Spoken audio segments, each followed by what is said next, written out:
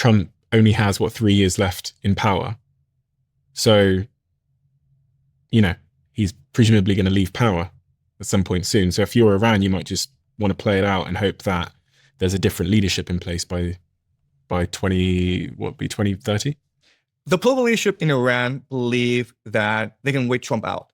So they're waiting for the midterms because they believe that in November, the Democrats will win the midterms, and then they will impeach Trump and basically constrain his capacity to fight wars. And worst case scenario, Trump will be gone in 2028, as you point out.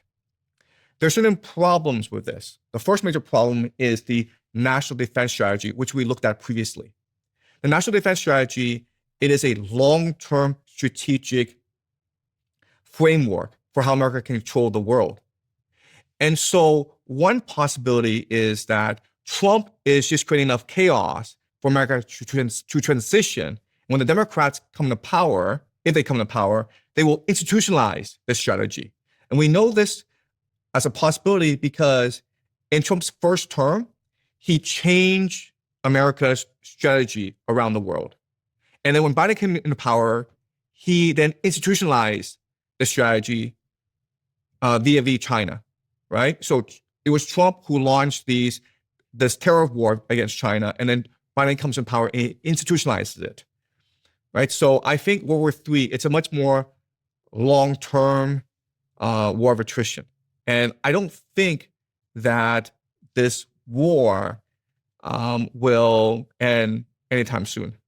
You've made a series of new predictions. You've made 8 new predictions. Okay. I have them in this box here. Okay. I'll let you reveal what those predictions are. Okay. This is one prediction. Okay.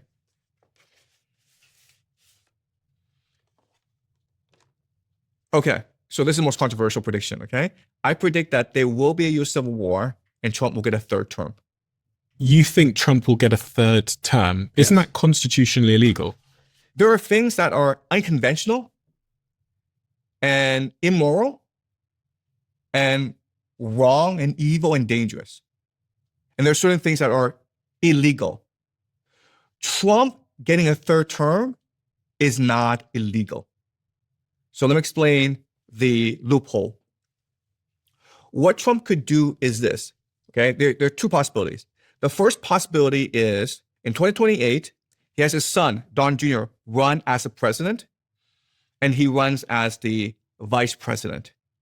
And then when Don Jr. wins, if he wins, then Don Jr. could abdicate and Trump would be the president. And in the Constitution, if you read the Constitution very carefully, it doesn't actually prohibit people from doing that. It's not been done in the past. And like no sane person with any morality would do this. But that doesn't stop Trump from doing this, okay? That's one possibility. Another possibility is that by 2028, America is at war with everyone. There's a national draft. The president now has emergency war powers. And so he can actually suspend the Constitution and delay the election, which is what Zelensky did in Ukraine. So these are 2 different possibilities.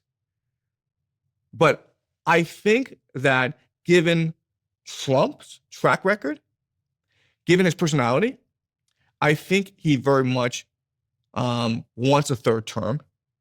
And I think that he will do everything possible to get a third term. He would turn 83 years old in the same year that he finishes his second term. This is a man who eats McDonald's hamburgers every day. He doesn't really work out. Yet, on the campaign trail, he's able to go to 2 rallies a day. And in each rally, just 50,000 people. And he will talk on and on and on.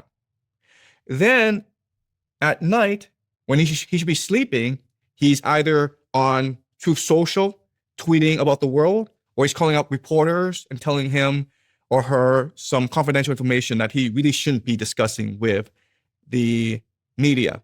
This is a man who is addicted to attention. This is a man who loves the spotlight. He's lived all his life in the spotlight. For him, death is to be ignored. So, given his personality, he would rather die in office than live peacefully somewhere else. And of those two strategies that you named, where he puts his son in and then becomes president that way, or, you know, there's a war breaks out